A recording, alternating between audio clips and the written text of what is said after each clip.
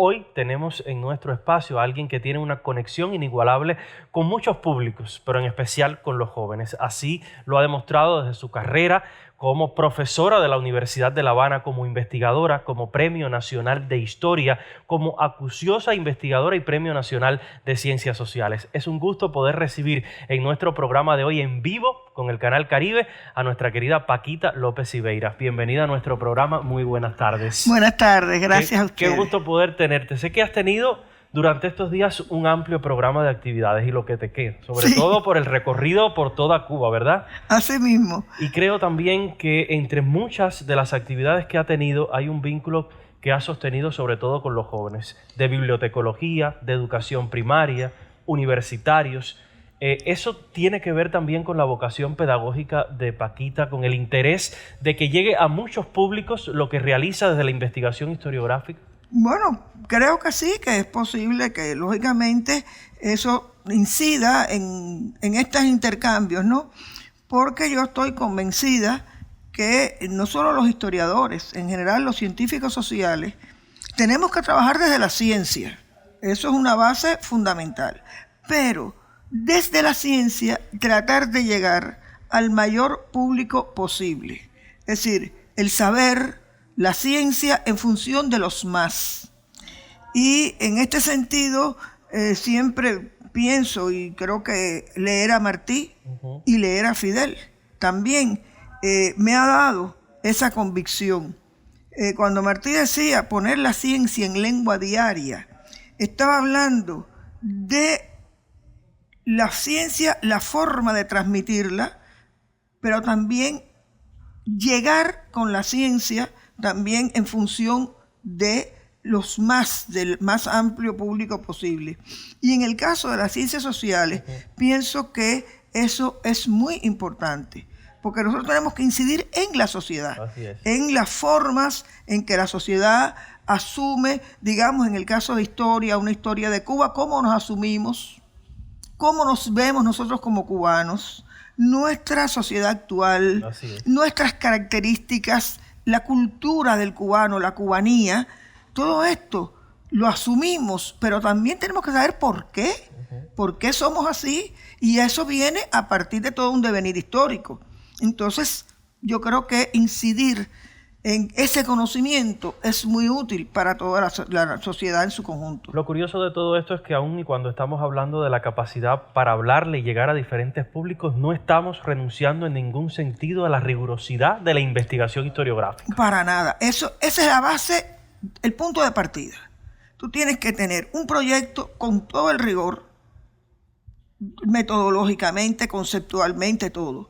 Ahora, este proyecto que te va a dar un conocimiento nuevo o una perspectiva nueva con respecto a un proceso, etcétera, yo lo que digo que entonces tienes que escribirlo para que sea entendible por la mayor cantidad de públicos posibles.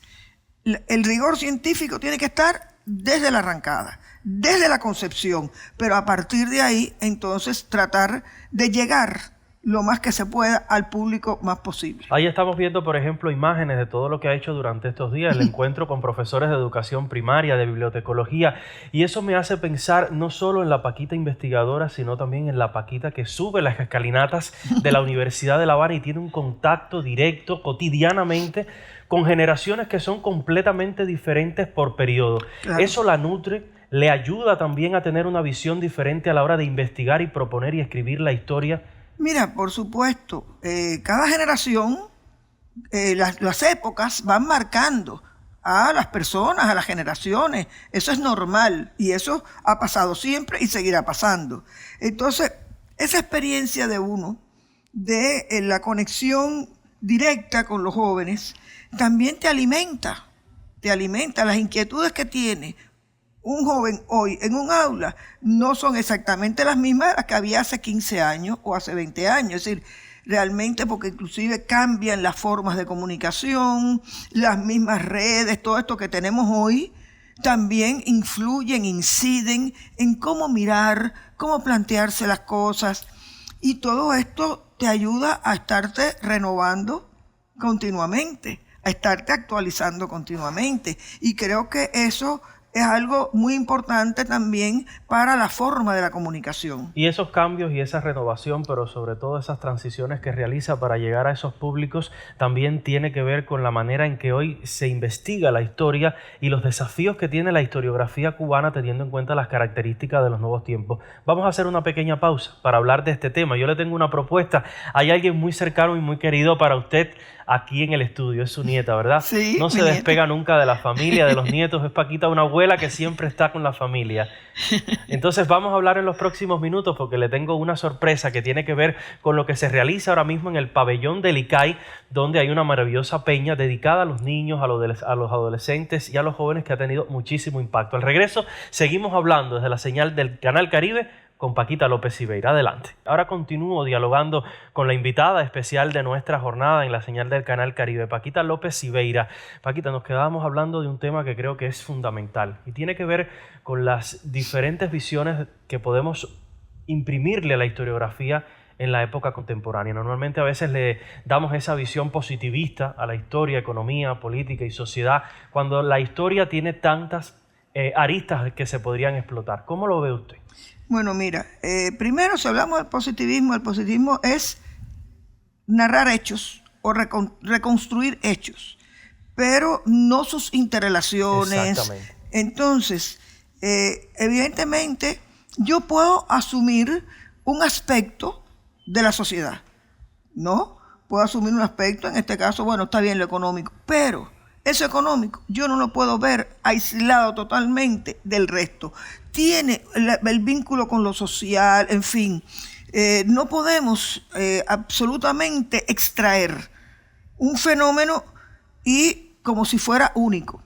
Realmente, en este caso, la interdisciplinariedad o la transdisciplinariedad, que, bueno, ya en los tiempos más cercanos se habla mucho de ello, es complicado, pero sin duda nos lleva a tratar de ver la sociedad en todos sus aspectos, en todas sus interrelaciones, que no se definen solo por lo económico, o no se definen solo, no sé, por la música que me gusta. Si me gusta esta música, ¿por qué me gusta? Y ahí entran una serie de elementos que están condicionando, que tiene que ver con muchos y múltiples aspectos de la vida de las personas. Entonces, creo que es un reto, porque sin duda es un reto tratar de hacer una historia, digamos, lo más amplia que abarque todos los aspectos de una sociedad.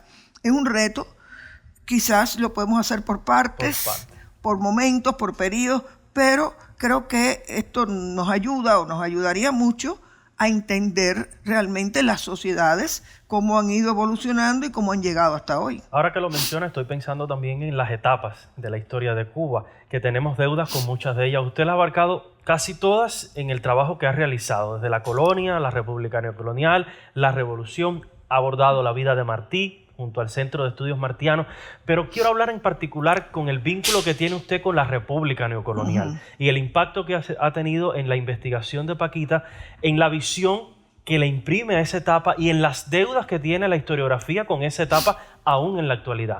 Mira, una cuestión en la que yo he insistido muchísimo y desde hace años, primero, no vamos a simplificar la República. Exacto. Eso de que República mediatizada, pseudo república, esto nos simplifica.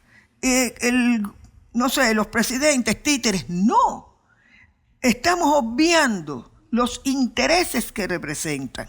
Es una república con un Estado estructurado a un Estado democrático burgués, dentro del sistema representativo burgués, y que está dentro de un sistema neocolonial.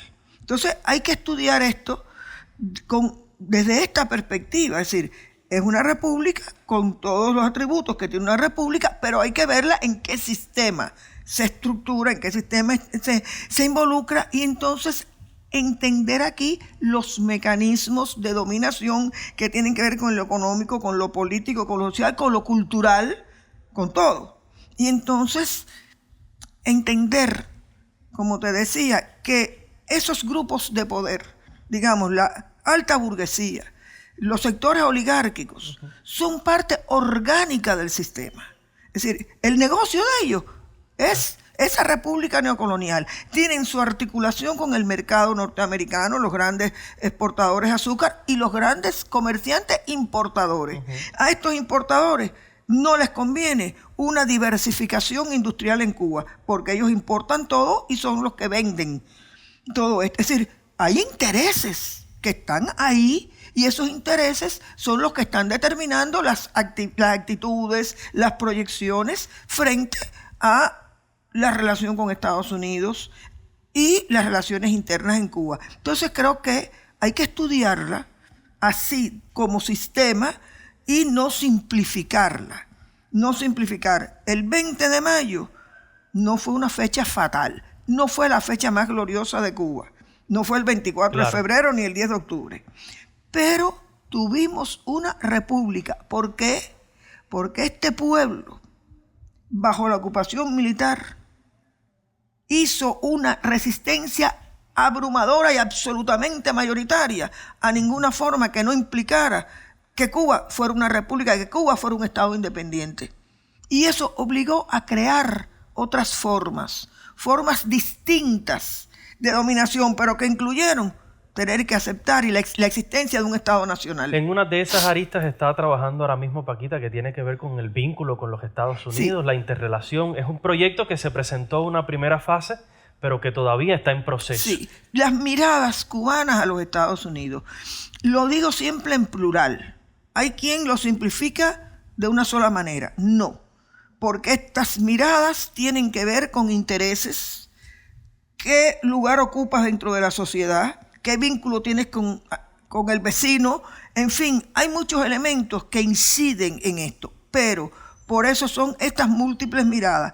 Yo hice un libro, Visiones Cubanas sobre los Estados Unidos, entre el paradigma, el imperio y la nación, que llegó hasta 1912, es decir, la instauración de la República con el apéndice de la enmienda Platt, todo esto. Ahora en la feria se presentó representación de los Estados Unidos durante la República Platista, es decir, los años en que la enmienda Platt existe íntegra, hasta el año 34, que se firma el nuevo Tratado de Relaciones que elimina parte de la enmienda Platt.